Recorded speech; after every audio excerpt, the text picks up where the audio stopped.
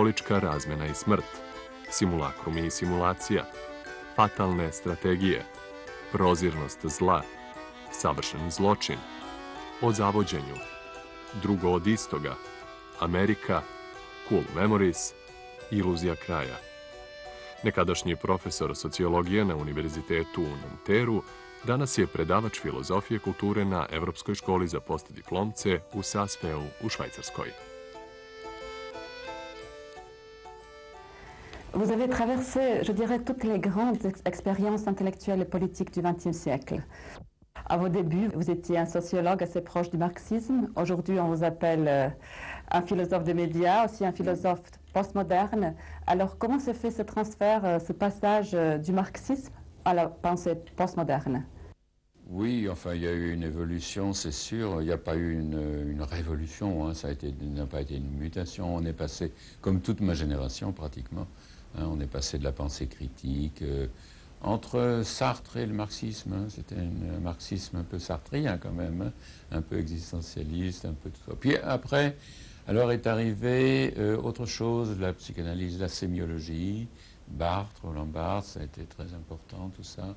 Donc on s'est un peu détaché effectivement de l'analyse marxiste, comme ça a pu réduire. Bon, il y avait un engagement politique quand même au moment de la guerre d'Algérie, tout ça a joué aussi. Donc, et puis tout ça a pris fin un peu, et ça a plutôt été la période à ce moment-là, près 68, enfin la décade avant 68. Quoi. Moi je suis arrivé à l'université en tant que sociologue, mais enfin j'étais pas sociologue de vocation ni de naissance, j'étais plutôt philosophe quand même, c'est certain. Avec tous les premiers livres quand même qui utilisaient bien l'analyse marxiste, psychanalytique, sémiologique, etc.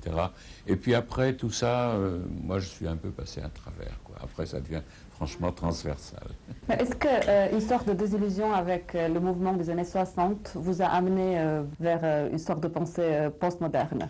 Oh, le postmoderne, il n'est pas venu d'ici, hein. Il est venu d'Amérique. Enfin, moi, je l'ai rencontré quand je suis allé en Amérique et il m'a rencontré plutôt. C'est plutôt le concept de postmoderne qui nous a pris un peu en otage. Hein. On a été pris un peu en otage. Mais pour revenir à ce qu'on disait tout à l'heure, les années 60, au contraire, ça a été un mouvement ascendant. Hein. Là ce n'était pas une déception. Au contraire, on était en pleine ascendance. Il y avait un débat intellectuel en France tout à fait passionnant.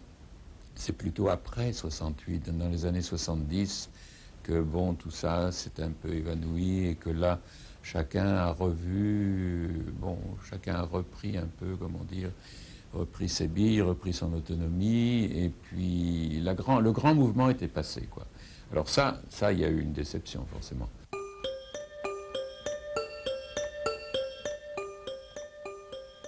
Teoretičar svetske situacije uvodi pojam simulacije i simulakruma kao ključni pojam svoje teorije. Simulacija je proizvod aparature razuma, a simulakrumi aparati za proizvodnju realnog sveta, za proizvodnju značenja i onda kada ih više nema. Poput medijskih inscenacija ratova i političkih kriza, poput modernih supermarketa, sve se pretvara u robu. Suština stvari je u njihovoj izloženosti, serijalnosti, spektakularnosti. Po Baudrillardu aktuelni fenomeni u svetu predstavljaju savršen zločin u kome se ubija realnost, a ono što se samom filozofu pripisuje kao zločin ili jeres jeste strategija odbacivanja kritičkog mišljenja zapadnjačke filozofije, inače ponosnog proizvoda prosvjetiteljstva i evropskog humanizma, u ime takozvanog radikalnog mišljenja. Vous mettez en question tout. Donc tout ce qui était la pensée théorique occidentale, oui, la vérité, la réalité, le sens, alors vous supprimez tout? Non, oui, la fracture véritablement, qui est aussi un peu un sacrilège, ça a été en effet la coupure avec la pensée critique, enfin la pensée analytique, tout ce qui avait été quand même la grande période, hein, y compris marxiste, hein, bien entendu. Alors là, le passage au-delà de la pensée critique, dans ce que j'appelle une pensée radicale, paradoxale, ironique et tout, ça a été une autre chose, bien entendu. Et là, je me suis aliéné beaucoup de mes lecteurs, beaucoup de mon public qui n'a pas bien compris ça. Là, il y a eu des malentendus, il y a eu beaucoup de malentendus. Et alors est venue s'ajouter cette appellation postmoderne et tout, qui a tout brouillé en fait, quoi. Parce que alors là, on se disait, bon, il est postmoderne, il y a le label postmoderne, et on ne s'interroge plus du tout sur ce qui bouge dans cette histoire-là, quoi. Mais vos critiques, on vous dit nihiliste, on vous dit conservateur. Ah oui, on m'a appelé réactionnaire et tout. Je suis passé pour fasciste à partir du moment. Pour négationniste, c'est un terme qu'on a en France, je ne sais pas si vous. Négationniste, ceux qui nient la réalité des camps d'extermination, par exemple. Alors, c'est un concept plus vaste. Dès qu'on nie l'existence réelle de quelque chose, ou qu'on la met en doute, on devient négationniste. Alors moi, comme je mets en doute toute la réalité, le principe même de réalité, là, je suis un négationniste. Donc vous mettez en question le principe de la réalité, alors on vit tout dans une fausse réalité, dans le virtuel. Alors qu'est-ce qui nous reste? Quelles sont ces petites parcelles de réalité? Est-ce qu'il nous reste quelque chose?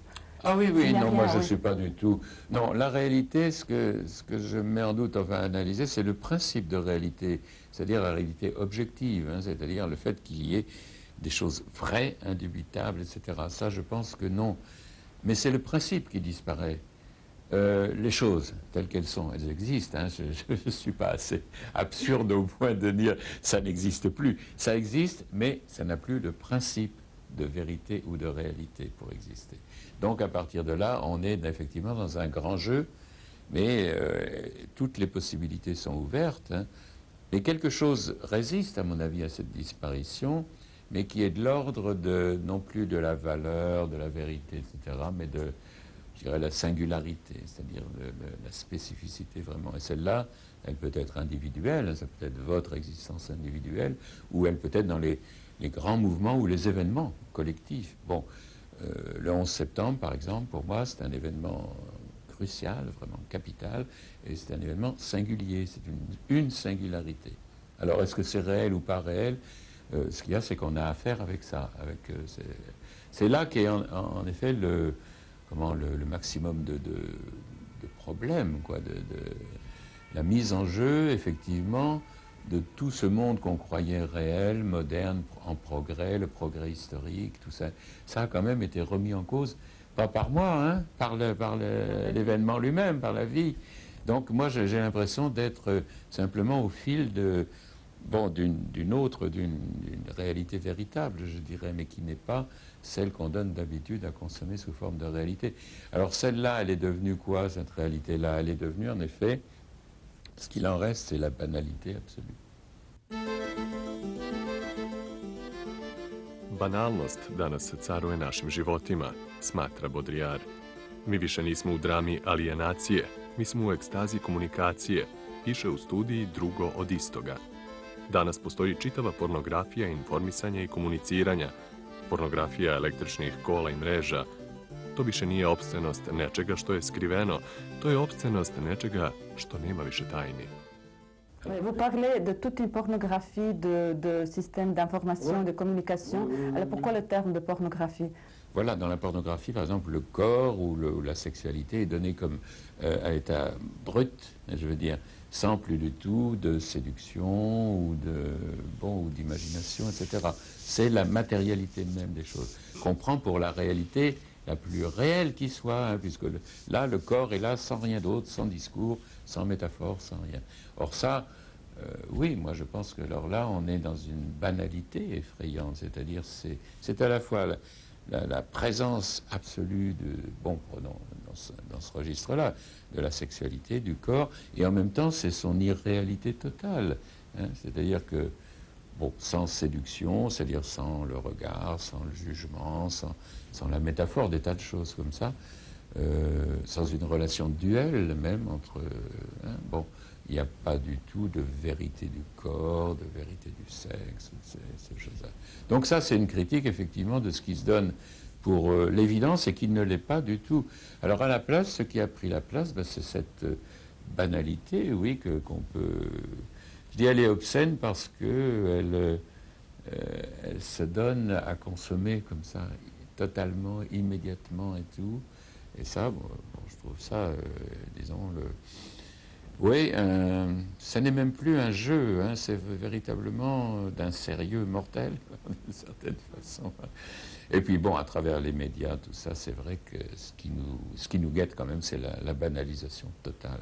Et la banalisation, c'est vraiment la réalisation de tous les désirs. Enfin, notre banalité, c'est ça, c'est un monde dont on dit, ben, tout est permis, toutes les possibilités sont ouvertes, vous pouvez prendre n'importe quelle identité à travers Internet et tout, vous pouvez jouer avec toutes les identités, tous les désirs sont réalisables, tous les besoins sont satisfaits, enfin virtuellement, hein. Enfin ça fait rien.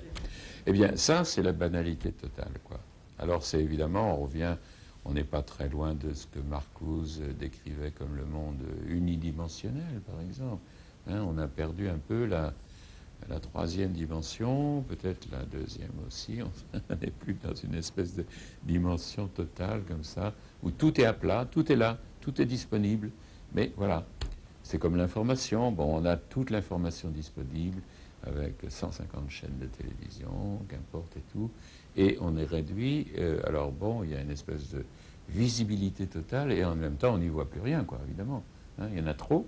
Oui, l'obscénité, ça serait ça plutôt, ça serait le trop. Il y a trop d'informations, il y a trop de communication, il y a trop de produits matériels, enfin, il y a trop de tout, quoi. À l'opposition de ce trop, il y a le secret. Donc vous êtes Voilà. un philosophe du secret. Voilà, La séduction, vous dites que la séduction est la dynamique élémentaire de notre monde. Pourriez-vous l'expliquer? Enfin, aujourd'hui, malheureusement, Ouais. non, parce que c'est plutôt en voie de disparition, la séduction. Mais qu'est-ce que vous entendez par la séduction? Ah ben moi j'entends la séduction, alors quelque chose d'autre que justement le pur accomplissement des choses. Non, c'est un jeu duel d'ailleurs. En plus, moi je pense toujours que la séduction c'est aussi une forme de défi, de relation antagoniste et tout. Il y a tout un jeu comme ça. Bon, séduire, c'est pas du tout, justement, c'est pas du tout aller à l'accomplissement du désir. C'est un grand jeu, quoi. Et là, il peut être non seulement dans le domaine de la sexualité, mais dans toutes les relations comme ça. Or ça, de plus en plus, non. On va directement à l'objectif, hein, c'est la performance. Alors la performance, il n'y a rien de plus opposé à la séduction. Hein. Séduction, on est hors du temps, ça peut durer longtemps, il y a du secret. Effectivement, le secret, c'est quand même le point stratégique, quoi. Alors dans notre monde, cet univers-là, bon, qui marche à la séduction, mais une séduction vulgaire, alors la manipulation, hein, à travers les signes, bon, ça d'accord, on l'a décrit, mais là, c'est pas la séduction, celle du secret, celle d'un échange duel, symbolique et tout ça. Évidemment, moi, je passe plutôt pour l'homme, enfin l'homme, je sais pas, enfin l'analyste des simulacres, des virtuels, du système, quoi, finalement. Et donc, on me prend pour une sorte de défense et illustration du système. Or, alors que moi, ce à quoi je tiens, ce pourquoi j'écris ou je fais des choses, c'est l'autre sens, c'est la séduction, c'est le secret, ça peut être la mort aussi, c'est pas forcément séduisant au sens facile du terme, mais enfin, c'est toujours quelque chose qui passe par par un discours, par une forme, en tout cas une forme, hein, c'est celle de l'écriture aussi. Vous empruntez un langage très poétique pour écrire sur notre monde. Et si je fais une sorte de liste de votre vocabulaire, des mots que vous employez, elles sont selon le mot sauvage, primitif, exotique, secret, séduction, destin. Mais c'est vrai que moi j'ai une sorte de vocabulaire ou de paradigme comme ça. Illusion radicale. Oui, illusion, oui. Bah, il y a toujours une part de paradoxe, d'illusion. Ben oui, je pense que toutes ces choses qui ont été sacrifiées, enfin que ce soit le rêve, l'utopie, le désir au sens l'illusion, etc. Oui, moi c'est là où c'est là la nébuleuse, enfin la sphère où je suis, enfin où j'essaie d'être effectivement. Donc là, je suis toujours en contre-champ de la réalité effectivement. On ne pourrait pas faire de me faire un lexique, moi, de type réaliste, explicatif. Non, effectivement pas. Mais il ne faut pas non plus, généraliser. Bon, je ne suis pas non plus, je suis pas rêveur, hein. Je suis peut-être un peu mélancolique, bon, d'accord, mais la mélancolie, c'est une qualité, je pense, hein, pas nostalgique, mélancolique plutôt, d'ailleurs. Mais ça fait partie de il y a un objet perdu quelque part, ça c'est clair, hein, que ce soit la réalité, la séduction, tout ça. Il y a de l'objet perdu, donc il y a forcément une espèce de mélancolie, hein, c'est sûr. Mais ce qu'il y a, c'est que la mélancolie, il y a un art d'être mélancolique, quoi, comme il y a un art de disparaître. Et moi, c'est ça qui m'intéresse, y compris pour le langage, je veux dire. Il faut arriver à parler de telle façon qu'effectivement, à la fin, alors peut-être ça déconcerte le lecteur, mais à la fin, oui, il n'y a plus de traces, quoi. Ça efface en même temps les traces. Ça dit quelque chose, mais ça l'efface aussi en même temps. Vous jouez... Apparition, disparition. Oui, ça, je crois que ça fait partie du charme discret, quand même, du langage, quoi.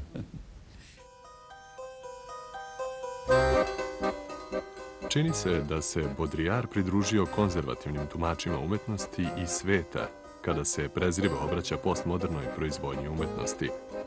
U tekstu Art i artefakt umetnost posmatra kao puki jezik banalnosti. Moderno slikarstvo po njemu poriče samo slikanje u ime instalacije i performansa, a pozorište odbija da predstavlja život. Danas ostaje samo crna kutija koda, nova figuracija, hiperrealizam, neogeo-umetnost, koji po Baudrillardu banalnim slikama oblikuju našu društvenu praksu bez estetskih kvaliteta. Inače, kao nekom paradoksalnom igrom slučaja, Baudrillardova filozofija simulacije i simulakruma poslužila je kao inspiracija savremenom američkom filmu i okrenula se protiv svojih premisa i svog autora. On a même comparé votre philosophie au film Matrix. Bon, qu'il y ait de la simulation là-dedans, je veux bien, mais justement, elle est complètement, comment je veux dire, techniquement réalisée. On nous la donne à voir, elle est réalisée. Il n'y a plus de secret là-dedans, il n'y a plus de mystère, il n'y a plus de séduction du tout. Tout est techniquement là, et donc c'est à contresens total par rapport à ce que j'entendrais, moi, donc Matrix, moi je veux bien le voir, hein, je l'ai vu, c'est pas un problème. Si on veut me prendre pour référence, on a le droit de tout faire. Moi, je n'ai pas de domaine réservé. Mais enfin, là, c'était une pure confusion, exagération. Alors, qu'il y ait un rapport, mais il est beaucoup plus subtil que ça entre la réalité et le simulacre. Bon, c'est vrai qu'on est en perte de réalité partout, hein, même ceux qui y croient, ils se disent, bon, est-ce qu'on est dans un monde réel? Sommes-nous encore dans la réalité? Partout, c'est l'interrogation.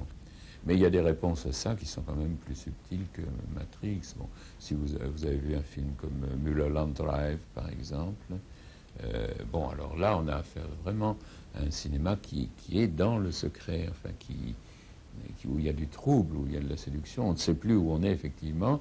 La réalité est perdue, mais au profit d'une énigme, au profit d'un, bon, quelque chose d'autre. Tandis que dans Matrix, elle est simplement perdue, et au profit d'une technicité, des effets spéciaux, et tout ça. Bon, mais tout ça, c'est autre chose quand même. Vous critiquez l'art contemporain, oui, vous parlez de la banalité de son langage. Oui, pour moi, dans la mesure où il se confond avec cette réalité-là, où il devient aussi, bon, il change continuellement, il est à la mode, enfin, c'est une affaire de mode, de fluctuation, sans compter le marché de l'art. Mais esthétiquement parlant, je veux dire, on est effectivement dans une activité qui se confond avec la réalité telle qu'elle est devenue. Enfin, depuis que Duchamp a transposé sa Fontaine aux Musée, la banalité est devenue esthétique, évidemment, donc on a une esthétisation totale et une banalisation totale des choses.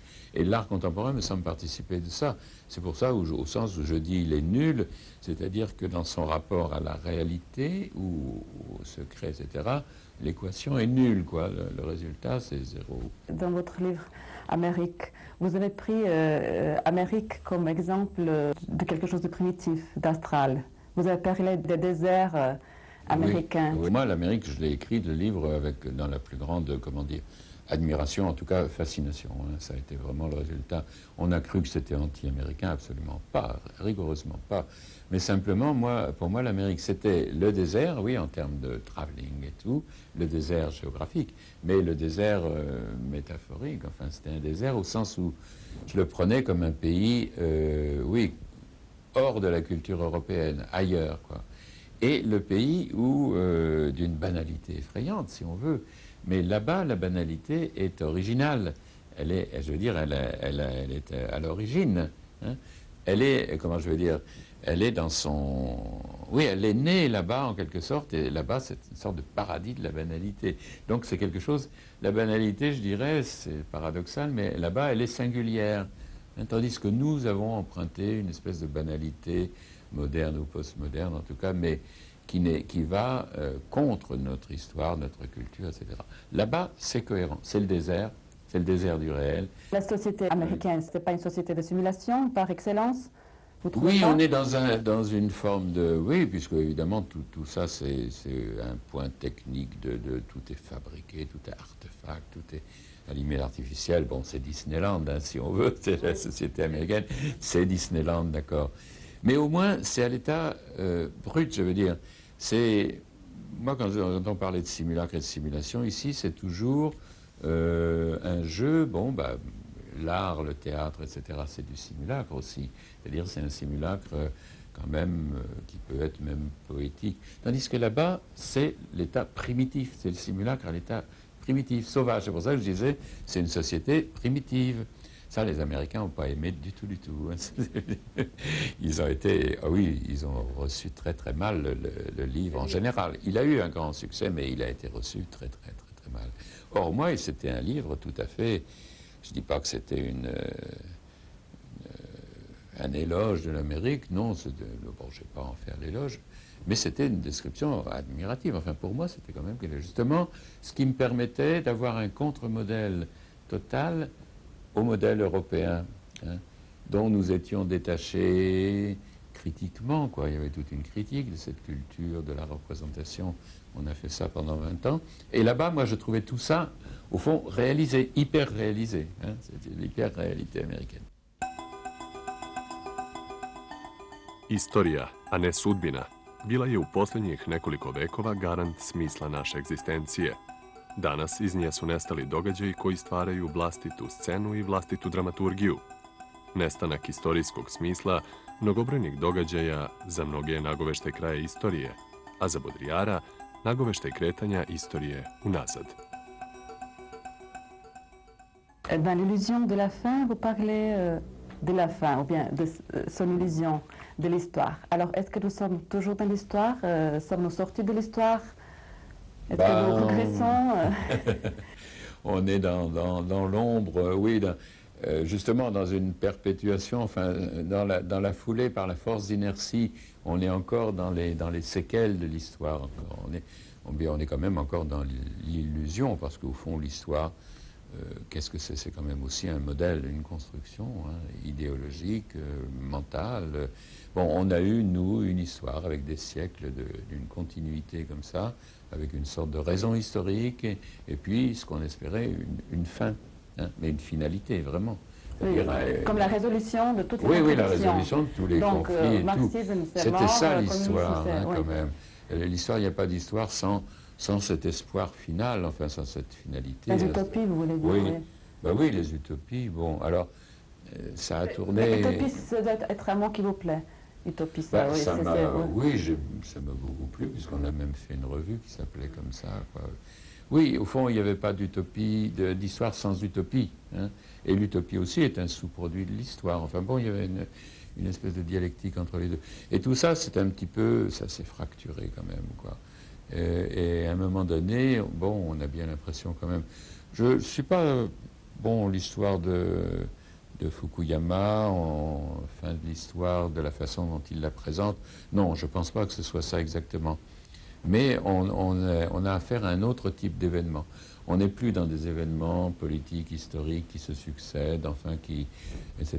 On est dans des types d'événements comme le 11 septembre et tout, qui sont vraiment plutôt des espèces de catastrophes plutôt que des événements historiques, quoi. Vous avez écrit de la grève des événements, et oui. justement vous avez donné l'exemple de l'attentat de New York. Donc c'est le jour où cette grève est terminée. Mais alors qu'est-ce qui était avec le bombardement de la Serbie en 99? Est-ce que c'était un événement symbolique? Ben, c'était...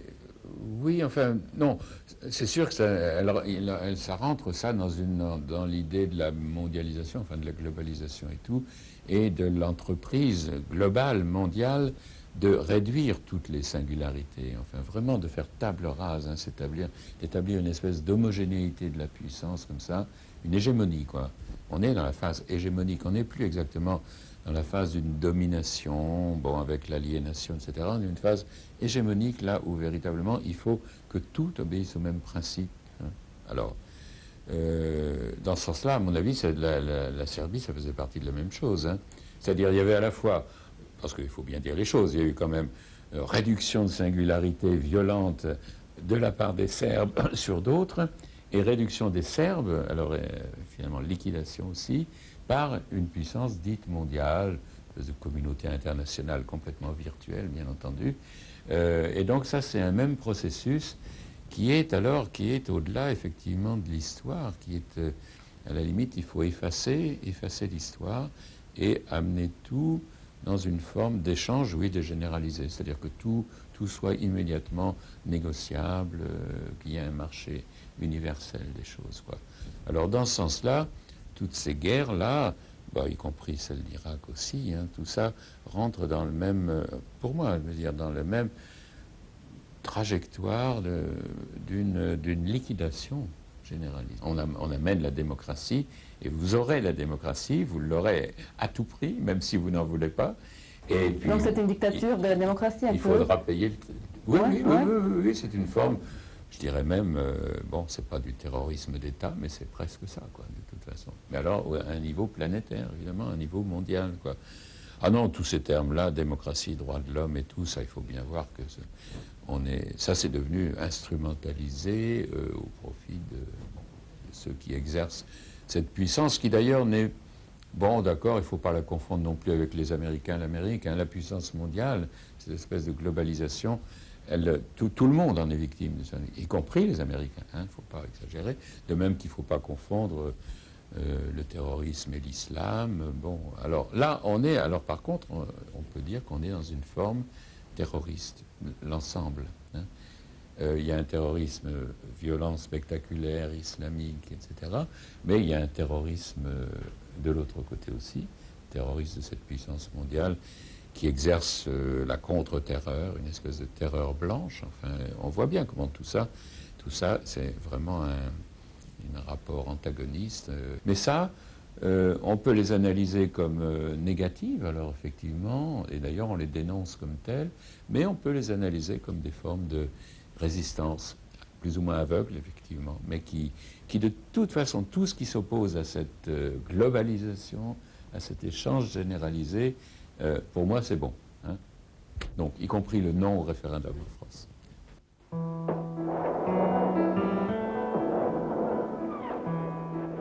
Možda bismo neke njegove tekstove mogli nazvati oblikom političkog zavođenja, da nisu svojom šokantnošću razbudili i Srbe i svet. U tekstu Ne sažaljevajmo Sarajevo branit će Srbe kritikujući ih. Šta je tu zločin, a šta simbolički čin, pitaće se. Ključno je da se ne može pričati o Sarajevu, a da se ne govori o Evropi, smatra Baudrillard. Dites plutôt que vous êtes un intellectuel dégagé. Alors, oui, qu'est-ce que vous entendez par ça? Oh, bon, au sens où moi, bon, à ce moment-là, j'ai écrit un certain nombre de choses comme ça sur Sarajevo et tout ça, mais ça n'était pas... Moi, je n'ai pas pris parti dans ce sens-là. Hein. Bon, les idéologues français, Bernard Lévy, tout ça, bon, d'accord. Mais ça, c'était un parti déjà politique. Non, moi, j'ai parlé... ce qui me gênait beaucoup, c'était justement cette prise de position d'intellectuels, de solidarité à distance avec des... Et qu'il n'y avait pas à se substituer à ce qui se passait là-bas, ni d'un côté ni de l'autre d'ailleurs, hein, de toute façon. Et moi, le jugement que je portais, c'était sur nos intellectuels, sur notre propre condition. Hein, c'est-à-dire que ce qui se passait là-bas analysait notre propre condition d'impuissance d'ailleurs. Hein. C'est tout un problème, celui de l'engagement précisément, parce que est-ce qu'il y a encore des intellectuels au sens... Bon, pour être intellectuel, il faut se voir, il faut s'accepter comme intellectuel, il faut se tendre le miroir de l'intellectuel et tout.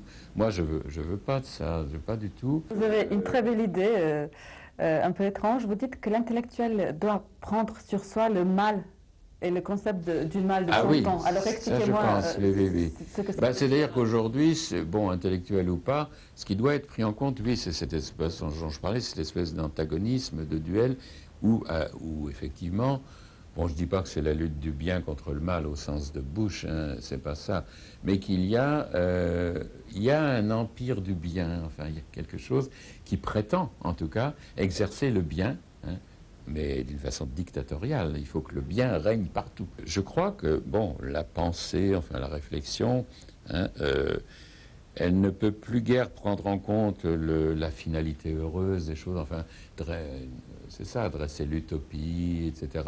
Non, elle a à prendre cette situation qui est, elle, véritablement, comment je dirais,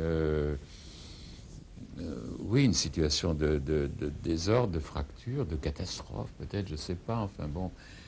Il faut la prendre en compte, c'est-à-dire ne pas omettre, oublier tout ça en disant de toute façon c'est le bien qui progresse, ça va de mieux en mieux puisque avec la technique il est toujours plus parfait, etc. Alors ça va de mieux en mieux d'une certaine façon et ça va de plus en plus mal en même temps. Donc la montée du bien amène la montée du mal. Voilà, c'est cette espèce de complicité obscure, hein, mais d'ambivalence totale. C'est ça dont je pense que c'est ça qu'il faut penser aujourd'hui, essayer de voir, hein, l'expliquer. Tout ça, c'est au-dessus de nos forces, hein, personne ne le peut prévoir non plus, mais au moins prendre acte de ça. Hein, c'est ce que j'appelais au moins acte de lucidité. Hein. Et les seules choses qui m'intéresserait vraiment, c'est ce nouveau type d'événement, effectivement, qui indique cette réversibilité violente des choses, alors des événements qui ne sont plus vraiment historiques.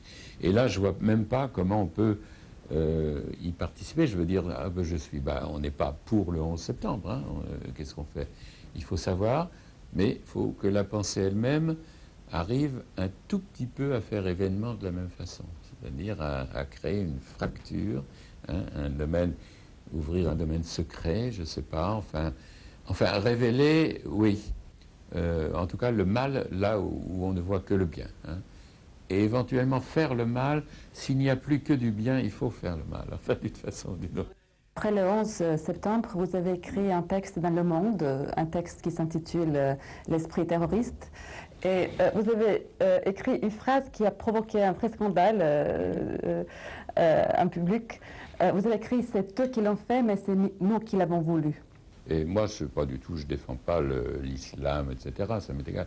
Je me dis, c'est un acte, c'est un événement où se condensent comme ça, se cristallisent vraiment toutes les abréactions négatives, violentes qu'il y a en chacun de nous, quoi. Alors, c'est pas la peine d'aller chercher, disons, la psychanalyse, hein, c'est pas la pulsion de mort, c'est pas du tout ça. Ça veut dire que quelque part, il y a une autre énergie, une autre force vitale, à mon avis, qui résiste à ça. Hein.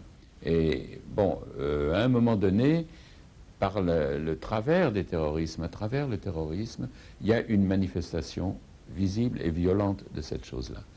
Et je le crois vraiment, c'était dans cet esprit-là, hein, l'esprit du terrorisme, c'était justement pas le terrorisme en soi, ni surtout le discours qu'il soutient et tout, c'est pas ça la question. Mais ça, je pense que réellement, alors on peut appeler ça le mal, mais je crois que le mal est partout, il est en chacun de nous, et que c'est pas une question de l'éliminer, il faut le faire entrer dans l'équation, dans le jeu, quoi. Il faut jouer avec ces forces du mal, il faut les comprendre, il faut les jouer.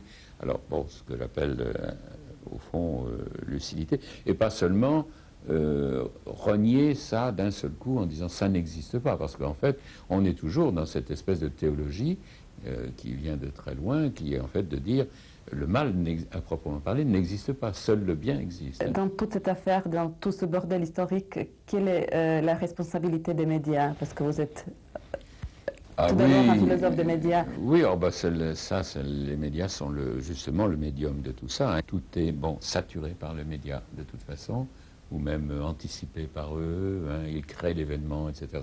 Donc effectivement, ils ont une part de... C'est justement en créant l'événement, mais si on peut dire le faux événement, le simulacre d'événement, hein, toute l'information est une simulation. Bon, la situation n'est pas simple du tout, elle est plus que complexe, et ça fait peut-être partie de ce principe d'ambiguïté, de réversibilité, le principe du mal aussi, quoi. Mais c'est un mal dont, voilà, dont il n'y a plus de responsable exactement, on ne peut plus exterminer le responsable, quoi. Alors évidemment, dans ce cas-là, ce qui se développe, c'est une violence qui, en effet, frappe n'importe comment, n'importe où. Hein, parce qu'il n'y a pas de responsable, tout le monde est responsable.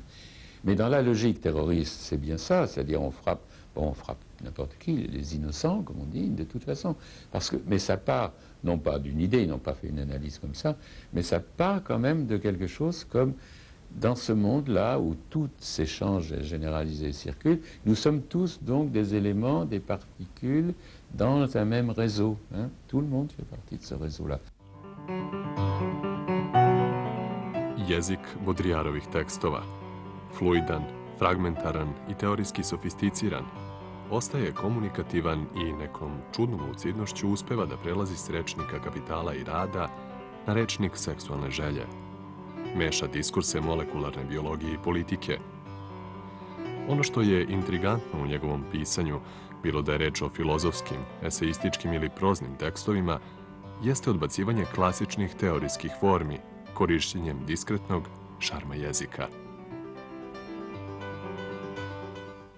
Alors, dans tous vos textes théoriques, dans tous vos textes philosophiques, vous empruntez un langage très très poétique. Vous avez écrit même des livres assez poétiques, des courts mémoires qui sont roses, je dirais. Alors, est-ce que vous êtes au fond un écrivain philosophe ou... Oui, non, c'est-à-dire écrivain, non, parce que nous connaissons des écrivains qui ne font qu'écrire, si je peux dire, qui sont du côté d'une littérature et tout. Bon, je ne suis pas non plus du côté de la littérature. Hein. Il y a des idées, mais elles n'existent que par la forme qu'elles prennent, c'est vrai. Alors là, on ne peut plus dissocier, hein. Ce n'est pas de la philosophie philosophante, ce n'est pas de l'écriture littéraire non plus. C'est une forme de... Oui, moi, dans le temps, j'ai été aussi, j'ai fait des textes poétiques, etc. Et à un moment donné, je pensais qu'en effet, le langage poétique, on ne peut plus le pratiquer en tant que tel, faire écrire des poésies, des poèmes, etc. Je pense. Mais qu'il faut arriver à le faire passer, le langage poétique, dans l'expression théorique, analytique. Tu vois. Et c'est l'impression... je le fais. Enfin, c'est ce que je fais, moi, en tout cas. Donc, dans ce sens-là, je suis aussi poète, écrivain, etc. Vous êtes très, très lu, vous êtes très renommé, vous êtes assez critiqué. Alors, comment Jean Baudrillard critique, comment est-ce qu'il analyse Jean Baudrillard, philosophe? Moi, ça ne serait pas une critique des idées elles-mêmes. C'est pas que j'en suis convaincu, hein, je n'ai pas une croyance. Je ne défends pas mes propres idées. Au fond, c'est plutôt des hypothèses, c'est plutôt c'est une forme d'anticipation, de théorie fiction. Donc, je ne vais pas la défendre comme une formule, bien entendu. Mais je m'étais exercé à un moment donné, oui, à faire... c'était un exercice de style et mental, comme ça. Je pense qu'on peut dire exactement le contraire. Je n'ai pas fait, mais c'est ce que je dis. Et c'est vrai, on le peut sur des choses, bon, quand ce qui concerne la réalité, en ce qui concerne tout ça. Et dire tout simplement, moi-même, je ne suis qu'un simulacre. Alors ça, on me l'a dit. Hein. C'est vous ou c'est votre simulacre qui est là, quoi. Et c'est vrai, en quelque sorte, tout ça, ça parle de la simulation, mais c'est en même temps une forme de simulation. Mais il y a la simulation, comment je dirais, moi, par défaut, c'est celle qui nous entoure partout, et j'espère, il y a une simulation par excès, c'est-à-dire on transforme en jeu, hein, et en résolution, en quelque sorte, quoi, une espèce de catharsis de la simulation. Mais il ne faut pas se faire d'illusions, on est dans du simulacre. Le tout est de savoir s'en servir, quoi.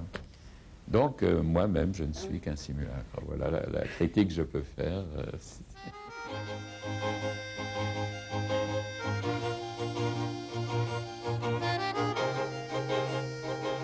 Optužujem sebe što sam lukavo pomešao svoje fantazme sa stvarnošću, ili tačnije sa ono malo raspoložive stvarnosti u ovoj mediokritetskoj istorijskoj situaciji. Što sam sanjao o jednom drugačijem svetu koji bi, radilo se o ženama ili pojmovima, bio svet svete prostitucije. Što sam izrazito puten i melankoličan. što sam se postepeno udaljavao od stvari da sam na kraju mogao imati o njima samo jedan fantomski sud.